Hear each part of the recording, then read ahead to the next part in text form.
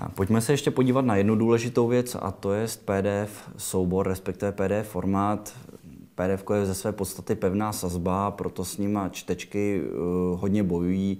Většinou lidé mají PDF ve formátu A4, takže když si A4 vezmete a zobrazíte ji v malém 6palcovém displeji, tak se stane nečitelná. Proto pro zvětšení písma existují dva principy, jedno je zoom a druhý je reflow. Pojďme se na to podívat. Já jsem si zde nainstaloval do naší čtečky aplikaci Kindle. Kindle využívá právě toho principu prvního, a to je zoom. To znamená, že já si vezmu tady čtečku a přiblížím si určitou partii textu. Ztratí se mi text, který je mimo, takže musím překlikávat zleva doprava, abych si přečetl celý řádek. Ale má to výhodu v tom, že pokud čtete odbornou literaturu, tak tam ta pevná sazba je potřeba, protože texty třeba souvisí s grafem, takže potřebujete zachovat ten koncept.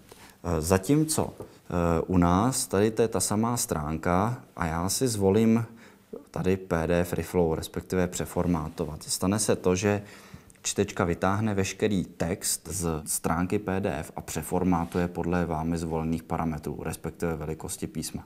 Takže nakonec jedna stránka PDF vám může vystačit na několik stránek ve čtečce. Většinou, když je to A4, tak plná textu, tak vyjde na 2,5 stránky.